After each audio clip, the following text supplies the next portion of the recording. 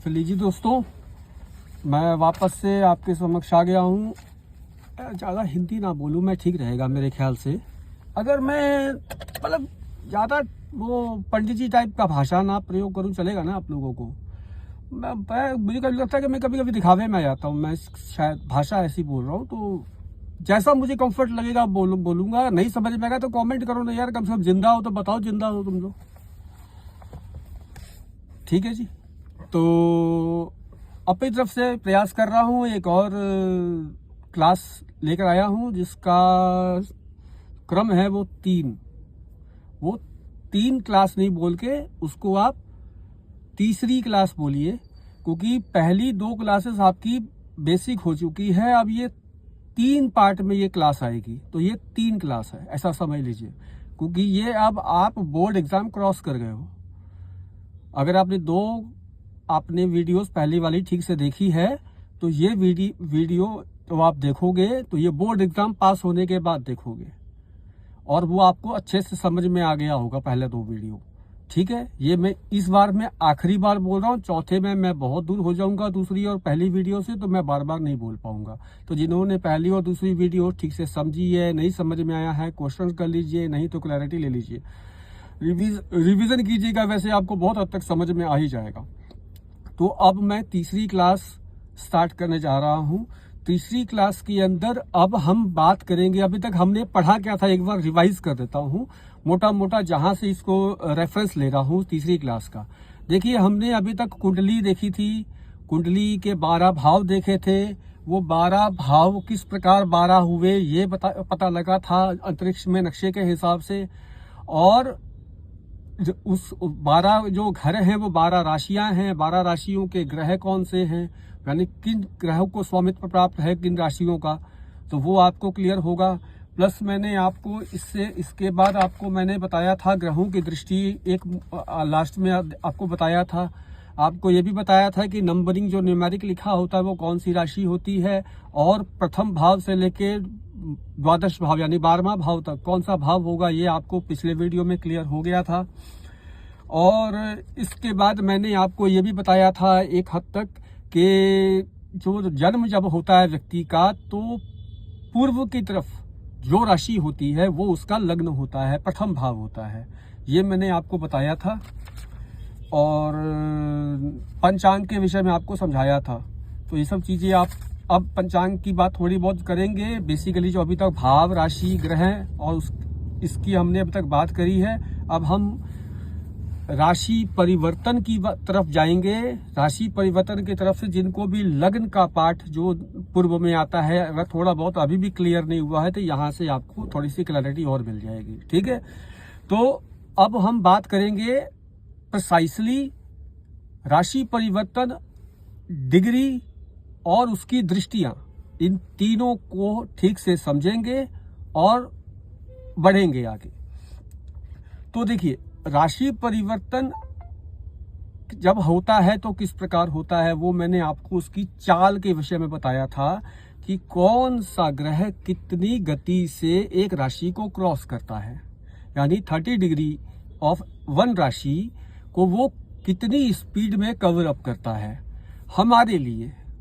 ठीक है, मैं बार बार हमारे लिए कहता हूं कि कई बार लोग कुछ ग्रेविटी से उठ के पता नहीं क्या क्या सोचने लगते हैं एस्ट्रोलॉजी के बारे में। तो ग्रेविटेशनल फोर्स के अंदर रहते हुए यहीं से देखना है जो देखना है। ऊपर आसमान में पहुंच के ग्रह नक्षत्र चेंज नहीं करने हमने किसी के।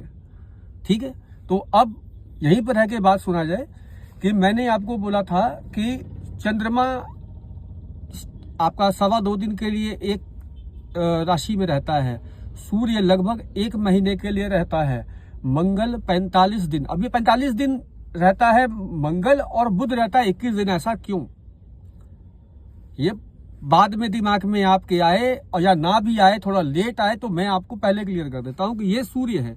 सूर्य से सबसे नजदीक ग्रह बुध है, तो वो सबसे जल्दी साइकिल पूरा करेगा ना, तो वो 21 दिन का हो गया। उसके बाद आपका आता है शुक्र, बुध के बाद शुक्र आते हैं। तो शुक्र का कितना है, थोड़ा सा डायमेंशन, पृथ्वी और बुध के बीच में कौन सा ग्रह है, शुक्र ग्रह है, तो उसका डायमेंशन थोड़ा और छोटा हो गया, तो वो 27 दिन का हो गया।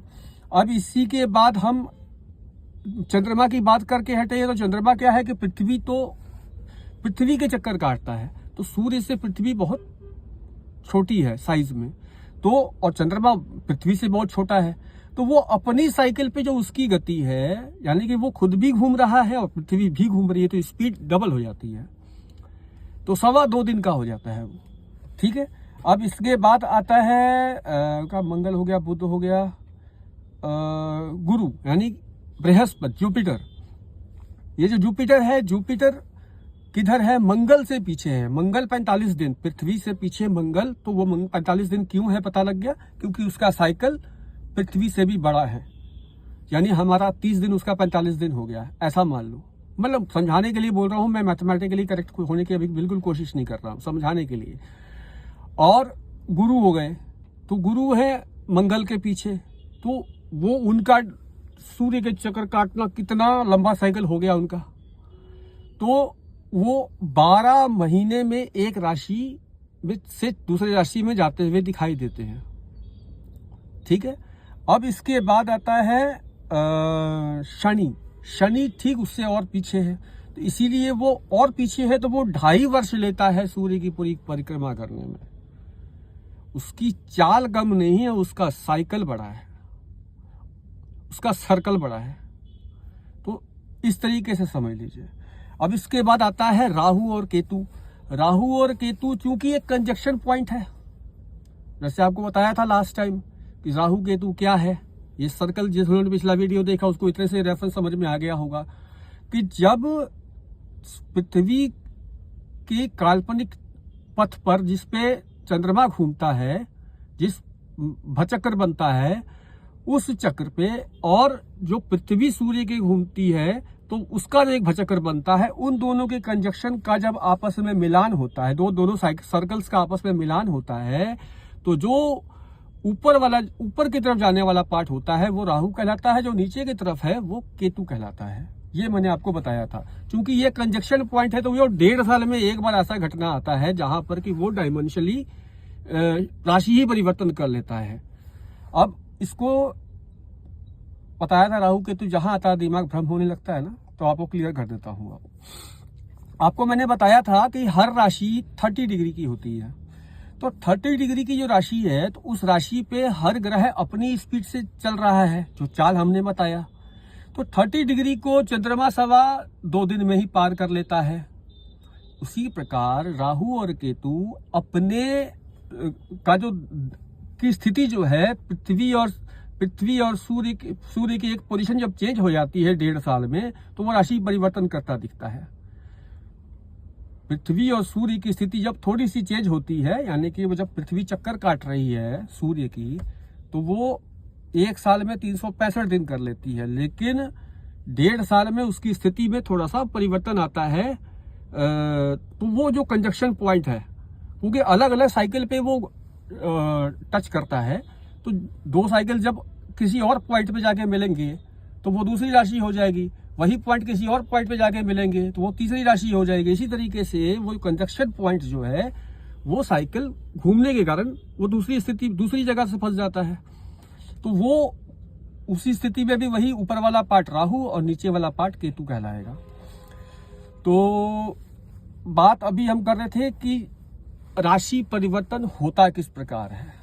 ठीक है, अब इसके बाद आते हैं हम दृष्टियां। अब यहां से आप चश्मा लगा के ऐसे कि हाँ मैं एस्ट्रोलॉजर की तरफ बढ़ रहा हूं, तो वहां पर आपको ये चश्मा अपने आप काल्पनिक लग जाएगा, जैसे वो काल्पनिक चक्र है ना, वैसे ही लग जाएगा। आप देखो अब क्या है, चंद्रमा,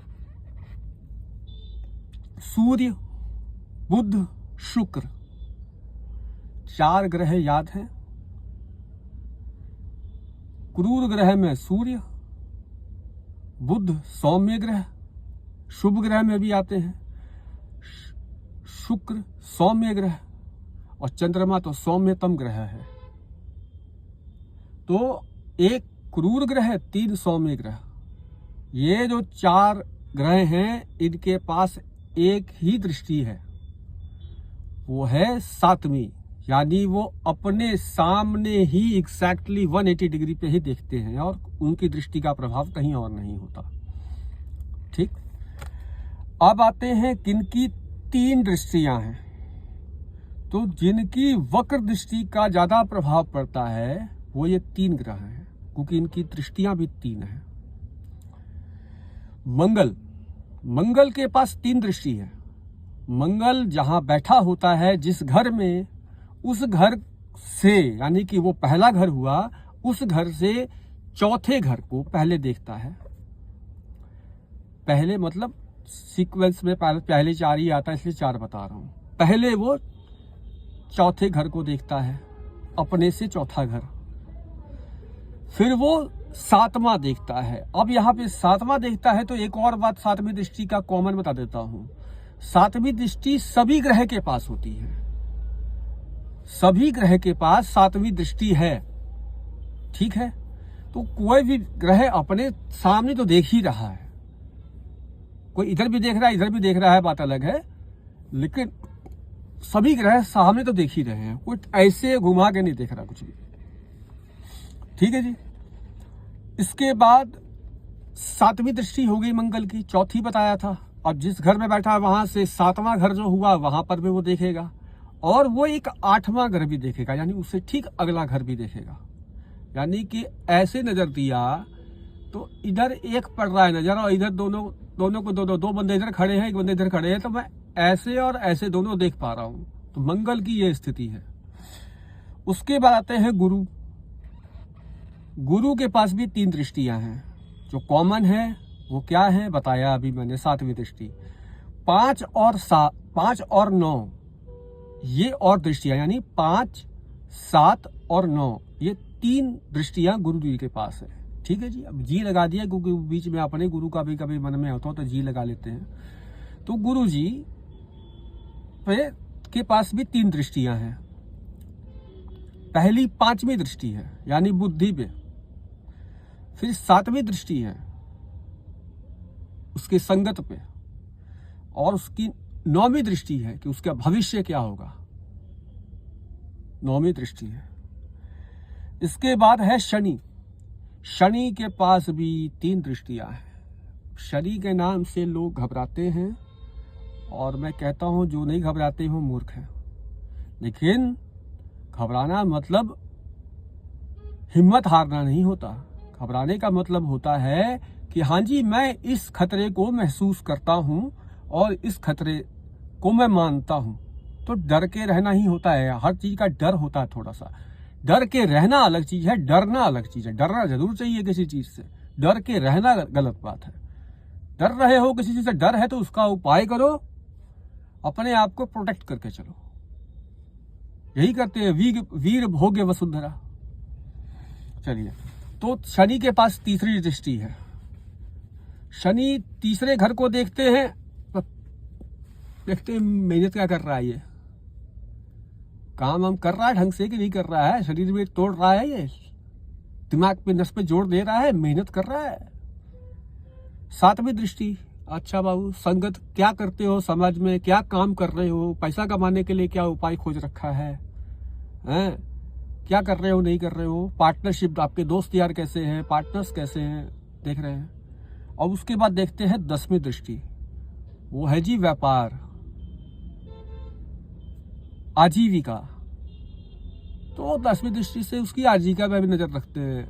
ऐसा ना हो कि बाबू यहाँ से ये पैसा तो कमा रहा है लेकिन वो गलत काम में लगाया जा रहा है। तो शनि को पता होना चाहिए ना कि अरे भैया ये क्या हो रहा है, कहाँ गंद फैल रहा है, ये किसने अपने फैक्ट्री का जो नाला है वो हमारे साफ नदी के अंदर घुसा के गंदा जहरीला बनाया जा रहा है, कौन है ये।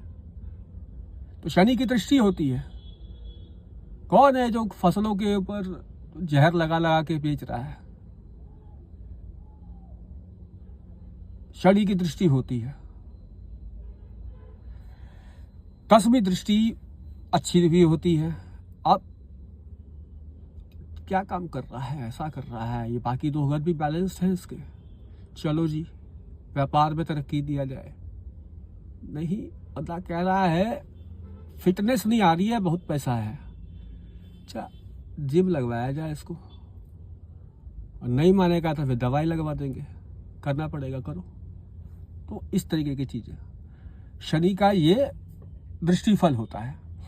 इस तरीके से थोड़ा थोड़ा आपको जो पता है वो सारा उड़ेल रहा हूं आप तक, ठीक है।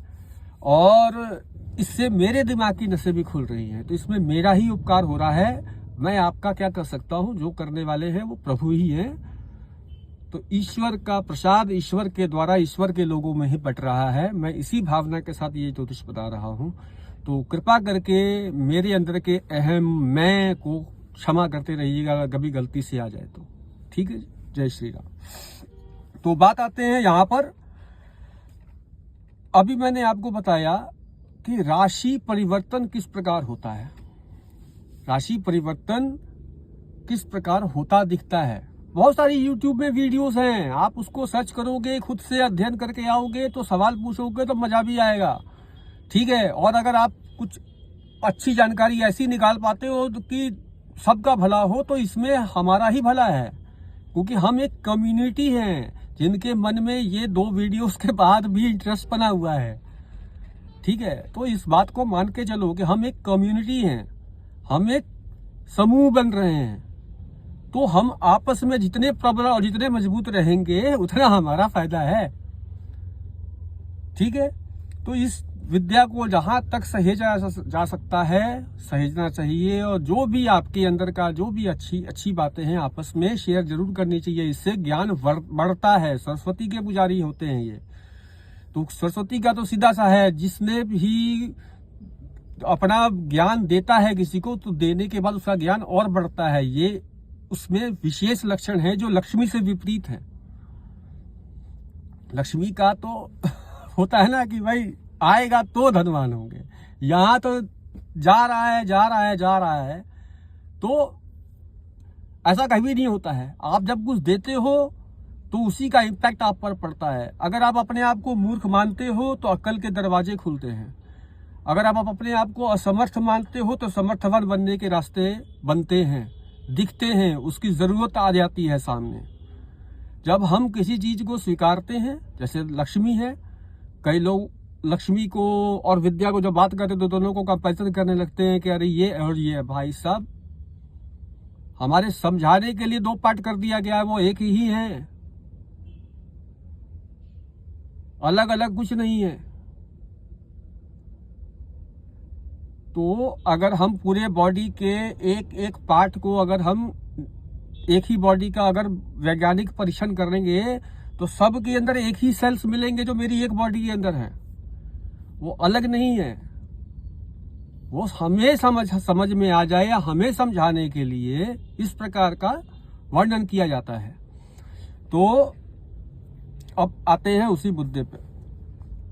कुछ ज़्यादा लंबा बोल दिया हूँ, लेकिन चलिए बोल दिया। ठीक है जी, राशि परिवर्तन आपका हो गया। राशि परिवर्तन के बाद अब आपको एक छोटा सा एग्जाम्पल देता हूँ जिससे कि वो राशि परिवर्तन आपको समझ में आएगा। आपको मैंने जैसे बताया कि प्रत्येक भाव 30 डिग्री का होता है, हर एक भाव 30 डिग्री का होता है, और प्रत्येक राशि भी 30 डिग्री की हुई। सीधी सा मतलब है कि जो भाव है उसमें कोई ना कोई राशि तो पड़ेगी, जो राशि है उसमें कोई ना कोई भाव तो है ही है, ठीक है। तो राशि कमाई, कैसी कमाई, यह हमारी राशि है, वो किस भाव में है उससे पता लग जाएगा कि कैसी कमाई है, भाव क्या है उसका, ठीक है जी। अब एक आपको मैं मोबाइल उठा रहा हूं और आपको ये कुंडली दिखा रहा हूं। अब मान लो कि ये कुंडली है, इस कुंडली को अगर आप अपने बना लो अपने पे ऐसे ही, तो आपको फिर जब आगे देखोगे तो आपको थोड़ा सा समझ में भी आता रहेगा, ठीक जल्दी समझ में आएगा। वैसे तो आपको ये भी समझ में आ जाएगा। अब देखिए, मैंने यहाँ पे कुछ चीजें इस तरीके से लिखी हैं ताकि आपको समझ में आए। मैं आपको बोल देता हूं कि मान लेते हैं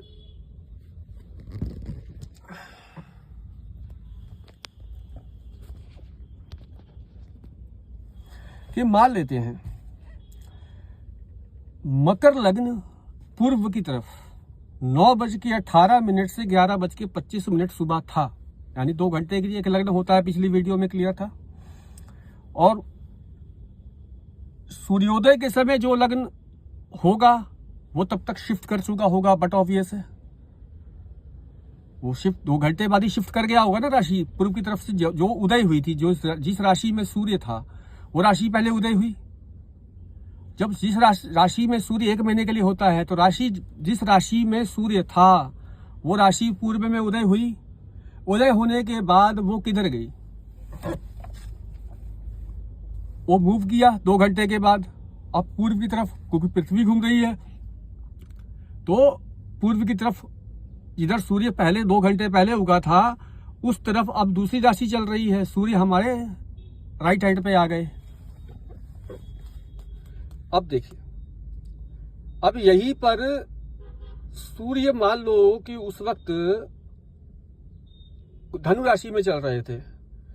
अब ये 9:18 का है और हम मान लेते हैं कि सूर्योदय 5:30 बजे का हुआ, और मान लेते हैं 2 घंटे तक, मतलब वो पूरी 0 डिग्री पे उदय हुआ, और 0 डिग्री पे उदय होने के बाद वो पूरी 30 डिग्री लेकर गया लग्न, और उसके बाद वो चेंज हुआ। तो 5:30 से 7:30, 5:30 से 7:30 का मतलब हुआ कि वो उस वक्त धनु लग्न ही चलना था। लेकिन जैसे ही 7:31 हुआ फॉर एन एग्जाम्पल, तो उसके बाद वो सामने मकर लग्न आ गया, यानी कि वो मकर लग्न आ गया है। यहाँ से वो अब ये पूर्व में जो राशि उदय हुई थी वो इधर चली गई, और पूर्व की तरफ अब ये राशि चल रही है। ये पूर्व स्थिर है, ठीक है, यानी जिधर सूर्य उदय हुआ वही पूर्व है। तो अब ये मकर राशि चल रही थी। अब मकर राशि जो चली थी 7:30 से 9:30 के बीच में, अब मान लो कि 9:30 बजे, अगर मान लो 9:18 पे अगर मान लो किसी का जन्म हुआ, तो वो उस वक्त उसका लग्न क्या होगा अंदाजा लगा सकते हैं। 9:10 पे अगर मान लो किसी का जन्म हुआ,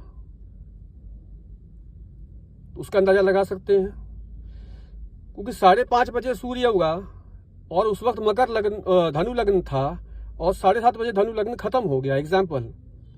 तो उसके बाद अब ये जरूरी नहीं 2 घंटा होता है, थोड़ा बहुत आगे पीछे भी होता है, तो इसको कहीं कंफ्यूज ना हो जाना, वो लगभग 2 घंटे होते हैं। तो अब मालूम मैंने लिख दिया 9:18 पे मकर लग्न था, तो हमने 9:18 पे अगर मान लो कोई बच्चा पैदा हुआ, तो उसका लग्न कौन सा आएगा? मकर आएगा। 9:19 पे भी होगा तो कौन सा बच्चा किस लग्न का होगा? मकर लग्न का। और 11:25 तो कोई बच्चा जन्म लेगा तो उसका कौन सा लग्न होगा? तो मकर लग्न ही होगा। लेकिन यही अगर वो 7:30 बजे से पहले अगर मान लो वो 5:30 से 7:30 के बीच में अगर पैदा होता वो बच्चा, तो उसका लग्न कौन सा होता? धनु होता। अच्छा, अब इसके बाद एक और समझो, अब जो मकर लग्न में बच्चा पैदा हुआ, सूर्य उसके कौन से भाव में है? तो 12वें भाव में है। और अगर कोई बच्चा 5:30 से 7:30 के बीच में पैदा हुआ, तो सूर्य कहाँ आ जाएंगे? ये राशि इधर आ जाएगी, तो सूर्य लग्न में आ जाएंगे, प्रथम भाव में, ठीक है।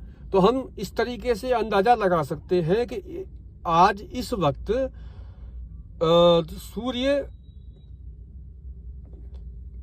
किस लग्न में, अभी कौन सा लग्न चल रहा होगा अभी इस वक्त, और उस लग्न से सूर्य किस भाव में होंगे, हम यहां से बैठ के अंदाजा लगा सकते हैं अगर आप हम चाहें तो जो मैंने आपको बताया उसकी प्रैक्टिस करोगे आपको समझ में आ जाएगा,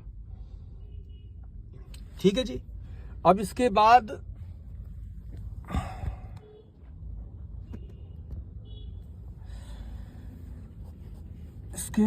है,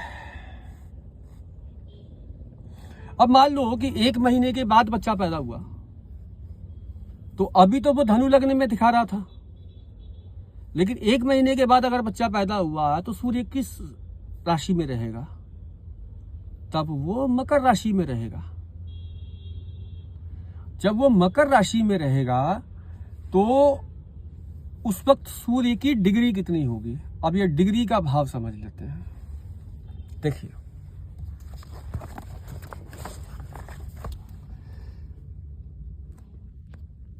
सॉरी मैं कैमरा हाथ से पकड़ा हुआ है इसलिए थोड़ा सा बेयर कीजिएगा। मैं आपको समझाने के लिए बता रहा हूँ, वापस मैं इसको रख दूंगा, मोबाइल में ज़्यादा पकड़ नहीं पाऊंगा इसको।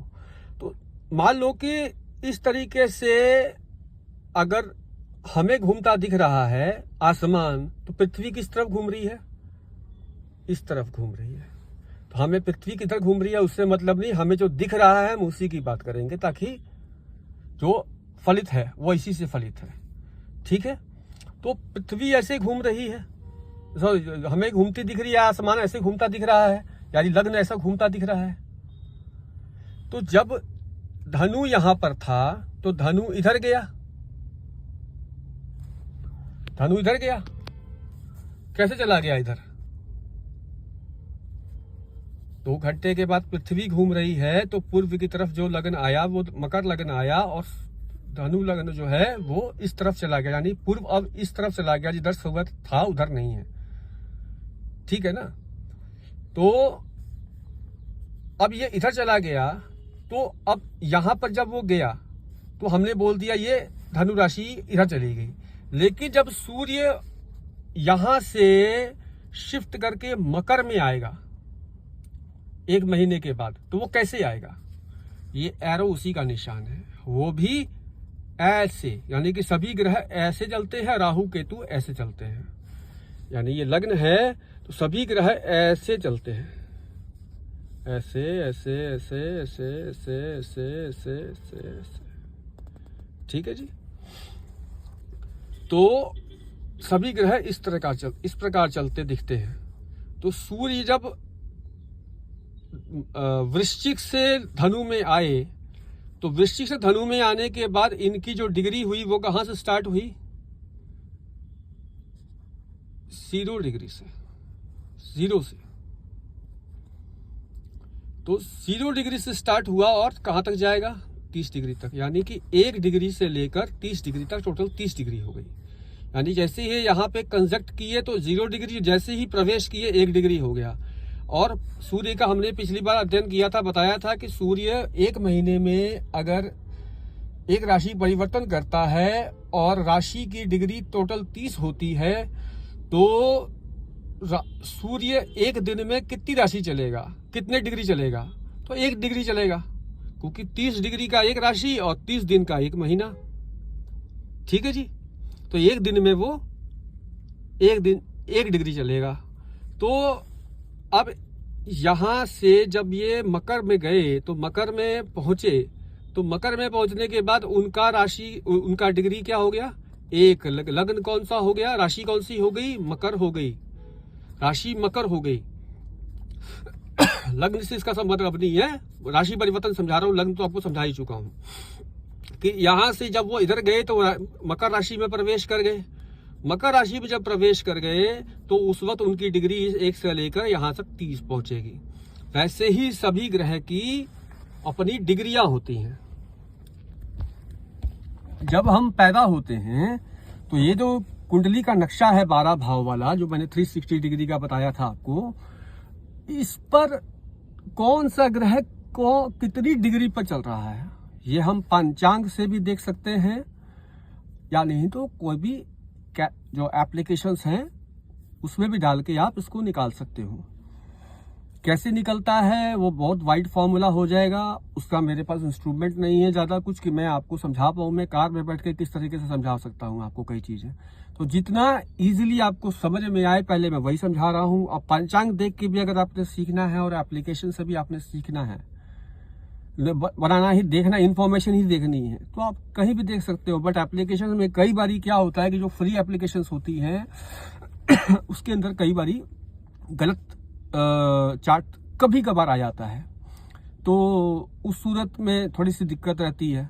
तो बेटर होता है कि आप पंचांग से भी देखना जरूर सीखिए, ताकि आप खुद से भी कुंडली बनाना सीख पाएं। तो कम से कम नॉलेज तो होनी चाहिए इसकी। अब सूर्य मान लो यहां पर है, ये कुंडली निकाल के दे रहा हूं आपको, ये काल्पनिक कुंडली है। अब इस कुंडली में पहले यहाँ पर देखिए, यहाँ पर जो ग्रह लिखे हुए हैं ये तो राशि में हो गए, लेकिन इसकी डिग्रियां भी महत्व रखती हैं कि वो कितनी डिग्री का है। वो जितनी ज्यादा उस राशि को पोजेस कर चुका है उसके अकॉर्डिंग, उसके प्रभाव के अकॉर्डिंग, वो उसके अकॉर्डिंग वो फलित होता है। तो ये डिग्रियां इंपॉर्टेंट होती हैं। ठीक है जी, एक एग्जाम्पल देने के लिए लिखा है मैंने। और समझा देता हूं। अब मान लो कि यहां पर मैं दृष्टि का प्रभाव बोलूं तो सूर्य कौन से उसमें है, एक मिनट पेन ले लेता हूं। सूर्य दूसरे भाव में बैठे हैं, मकर राशि में बैठे हैं। सूर्य की दृष्टि कहां पड़ रही है? सूर्य की 7वीं दृष्टि होती है केवल। ठीक है जी, तो 1 2 3 4 5 6 7 गुरु दूसरे भाव में बैठकर 8वें भाव को देख रहे हैं। बुध की भी कितनी दृष्टि होती है? केवल 7, एक ही दृष्टि होती है 7वीं। तो 1 2 3 4 5 6 7 बुध तीसरे भाव में बैठकर आपके भाग्य को जगा रहे हैं। ठीक है, अब इसके बाद आता है गुरु। गुरु चौथे भाव में बैठे हैं, 1 2 3 4, यानी दूसरे में सूर्य, तीसरे में बुध, चौथे में गुरु। तो गुरु अब मीन राशि में बैठे हैं, बुध कुंभ राशि में बैठे हैं, तीसरे भाव में बैठे हैं बुध, और चौथे भाव में गुरु बैठे हैं मीन राशि के अंदर। इनकी खुद की राशि है। ये सब कुछ चीजें हैं जो आपके कान में पड़ जाए पहले। तो गुरु यहां से बैठकर, चौथे भाव से बैठकर किन किन घरों को देख रहे हैं? 1 2 3 4 5, वो 8वें घर को देख रहे हैं। 6 7 व्यापार यानी 10म भाव को देख रहे हैं, व्यापार को देख रहे हैं।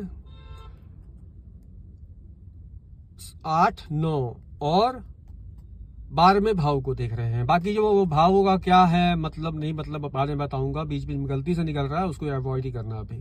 यानी गुरु 1 2 3 4 5 5वें घर को देख रहे हैं, 6 7 7वें घर को देख रहे हैं। 7वीं दृष्टि से यहाँ पड़ रही है, 1 2 3 4 5, यानी 8वें घर को देख रहे हैं गुरु यहाँ से बैठ के, चौथे घर से बैठकर। ठीक है, यानी गुरु यहाँ से अचानक से होने वाली घटनाओं का, आयु का, इन सब का विचार किया जाता है, तो वो उसको उस पर दृष्टि डाल रहे हैं।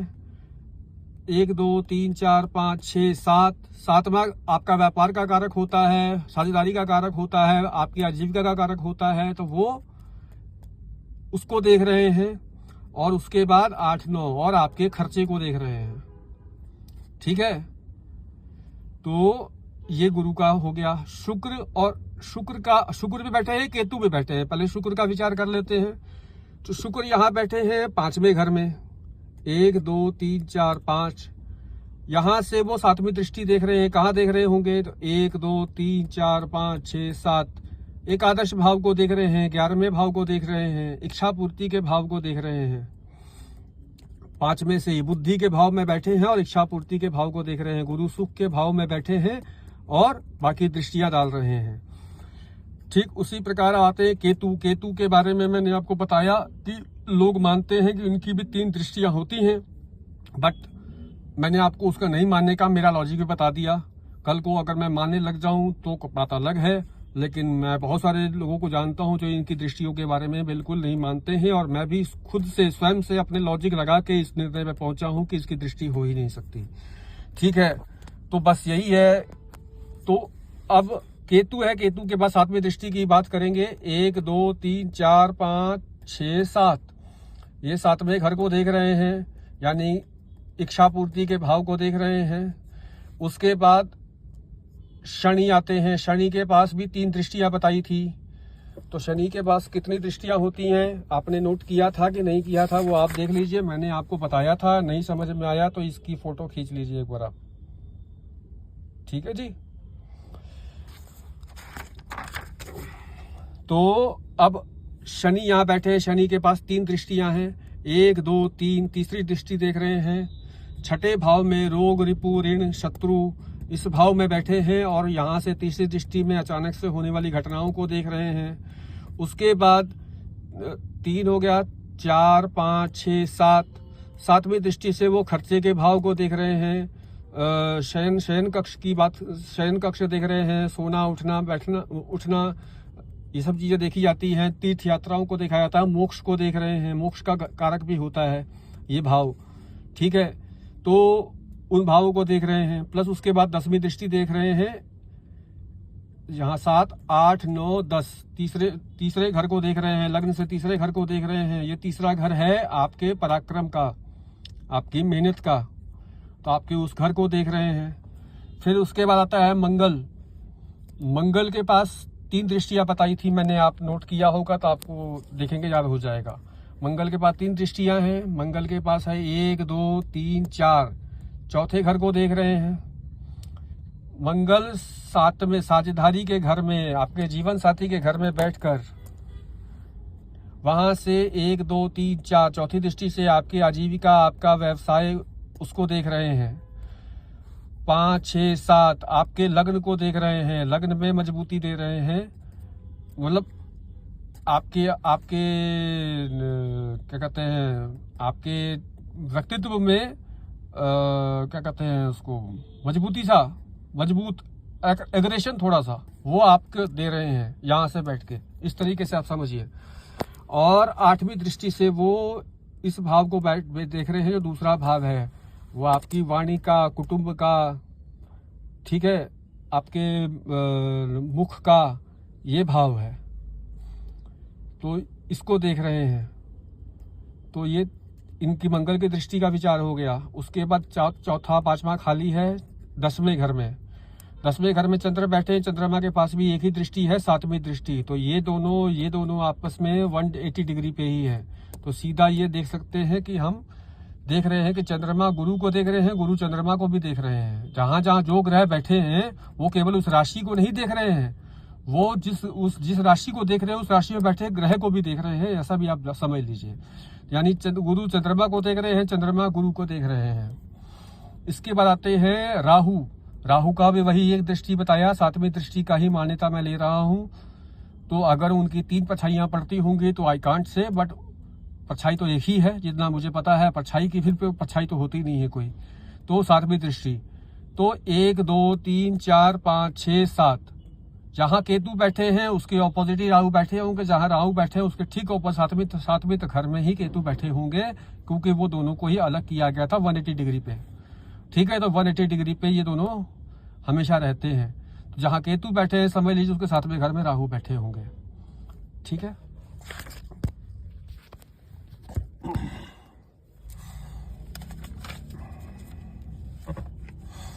अब आपको जो मैंने बताया वो आप एक बार समझ लीजिए। जैसे मैंने आपको बताया कि कौन सा ग्रह, कौन सा लग्न है, उस लग्न में कौन सा ग्रह बैठा हुआ है। फिर मैंने आपको बताया कि वो ग्रह कितनी डिग्री का बैठा हुआ है। फिर मैंने आपको बताया कि उसकी दृष्टियां होती हैं। फिर मैंने आपको ये बताया कि उनकी कितनी दृष्टियां होती हैं। फिर आपको जो मैंने अभी बताना नहीं है, लेकिन जो थोड़ा बहुत आपके कान में डाला है वो यही है कि किस भाव में बैठे हैं, किस राशि में बैठे हैं,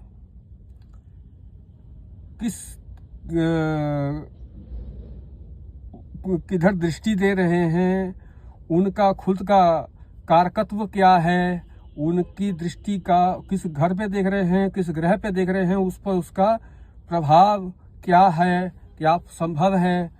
यही सब चीजों को देखकर भविष्य कथन किया जाता है। और जो ये अंड बंड सड कुछ भी जो लोग बोलने लगते हैं बिना कुछ दिख नहीं रहा। अब कई लोगों को ना अंधेरा भी दिखता है। किसी को बोलो कि भाई साहब ये उधर क्या है, बंद कमरा है रात के समय, क्या दिख रहा है वहां पे, तो अंधेरा दिख रहा है। अरे अंधेरा दिखता नहीं है, नहीं दिखने का नाम अंधेरा होता है। तो कई लोग इसी भ्रम के भी शिकार हो सकते हैं माफ कीजिएगा, बड़े बोल बोल रहा हूँ, हम भी उन्हीं में से एक हैं। हम भी मैं जो बता रहा हूँ मेरे अपने अनुभव से बता रहा हूँ, तो किसी को नीचा दिखाने की दृष्टि से कुछ नहीं कह रहा। तो बात केवल इतनी सी है कि जो नहीं दिख रहा है वो बोलना ही क्यों है, और जो दिख रहा है उसको ढंग से देख लो, अपने भावना से देख लो। ब्रह्मांड हमसे बाहर है या हम ब्रह्मांड से बाहर है? कुछ भी नहीं है, हम सब ब्रह्मांड ही है, ब्रह्मांड का ही पार्ट है। जैसे सिर के बाल से लेके पैर के नाखून तक का जो अगर आप वो डीएनए करवाओगे तो एक ही निकलेगा। बस कहा कि किसी भी चीज को समझना कॉम्प्लिकेटेड नहीं होता, उसको समझने की सही स्थिति में आना कॉम्प्लिकेटेड हो सकता है। एक बार उस स्थिति में आप अवस्थित हो गए, यानी आप वो पोजीशन ले लिया, टाइगर हिल्स पे आप आ गए, कब्जा कर लिया आपने, तो सामने वाला बंदा क्या कर लेगा?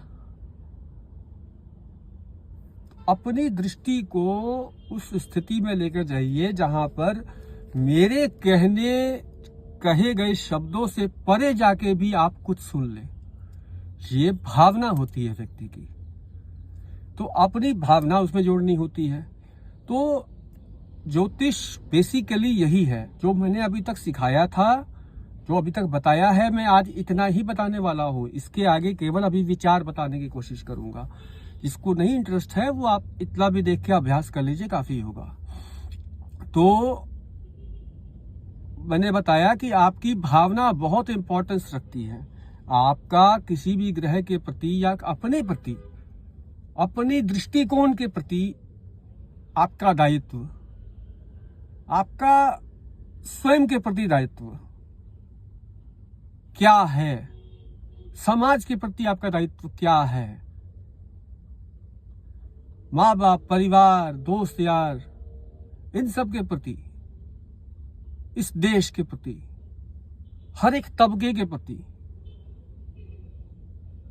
क्या हमारा विचार है, हमारा क्या डिसीजन ले रहे हैं हम, किधर जा रहे हैं हम। अंत भला तो सब भला मान रहे हैं कि बस अभी हो जाए भला, बाद में कल को किसने देखा है, इस एटीट्यूड में चल रहे हैं। बहुत कुछ निर्भर करता है, एक रिस्क लेने की टेंडेंसी है और एक सिक्योर होकर चलने की टेंडेंसी है, और दोनों के बीच में बैलेंस करके चलना समझदारी है। तो अभी फिलहाल इतना ही विराम देते हैं, और इसके बाद जब हम आगे बढ़ेंगे तो आपको अभी थोड़ा सा कीड़ा दिमाग में चलने लग गया होगा, लेकिन ज़्यादा जल्दी उड़ाइएगा नहीं। जैसे जैसे बताते जाएंगे वैसे वैसे केवल कान में डालना है। इधर ये डाल लिया, उसके बाद आपको अपने आप इंटरेस्ट जगने लग जाएगा। जब आपको कुछ दिखता है, कुछ भी रिजल्ट बनता दिखता है, कुछ समझ में आता दिखता है, प्रकाश होता दिखता है, तो आप मोटिवेशन अपने आप आपको मिल जाती है। जानवर को भी सिखाया जा सकता है कि सिट, स्टैंड अप, सिट, गो, सर्च, फाइंड, कुछ भी वर्ड सिखाया जा सकता है। तो वो कैसे सिखाता? थोड़ा थोड़ा एप्रिसिएशन करके। तो जिन लोगों ने पहली, दूसरी और तीसरी ये तीनों वीडियोस देखी हैं, उनके लिए मैं क्लैप कर रहा हूं, और उम्मीद करता हूं कि इसका आप अभ्यास करेंगे करेंगे करेंगे। लाइक, सब्सक्राइब कर देना कहने की मुझे ज़रूरत नहीं है। जिनका इंटरेस्ट नहीं है, जिनकी भावना ही नहीं है, वो इससे कुछ भी प्राप्त नहीं कर पाएंगे, निश्चिंत रहिए। मैं इसी तरीके से समझाने का प्रयास कर रहा हूं। जिनकी भावना है वही समझ पाएंगे, जिनकी भावना ही शुद्ध नहीं है तो भैया ताली बजाना शुरू कीजिए। माली बनिए, मालिक मत बनिए। गार्डनर बनिए, किसी को आप अच्छा दिखाइए, उसका भविष्य बताइए, उसकी कमजोरियों से उबरने की ताकत बताइए। प्रतिकूलताया शक्ति ही, प्रतिकूलता में शक्ति प्रदान हो, ऐसा ही प्रार्थना बन जाइए। मांगने की जरूरत नहीं है। भगवान को भजते हैं तो बन जाइए, उस प्रार्थना को स्वयं बन जाइए। उस प्रार्थना का नाम आपका नाम हो जाना चाहिए। वो प्रार्थना आप ही हो जाएं, आपका तो खुद स्वयं खत्म रहे, वही बन जाएं जो आप चाहते हैं। प्रार्थना कीजिए, उसकी भावना अपने आप शुद्ध हो जाएगी। तब तक के लिए जय श्री राम। जिन जिन लोगों ने मेरी बात को गौर से सुना है उसके लिए बहुत धन्यवाद। मेरी वीडियो की क्वालिटी, मेरी वॉइस क्वालिटी, साउंड की क्वालिटी प्लस मेरी शक्ल, इनमें से कोई भी चीज़ ऐसी नहीं है जिसको कि कोई एंजॉय ढंग से कर सके, लेकिन जितनी चीज़ें मैंने बताई हैं ये एंजॉय की जा सकती हैं। उम्मीद करता हूँ कि जिन्होंने तीनों वीडियोस देखा है उनके लिए ज़रूर एंजॉय किया होगा। धन्यवाद।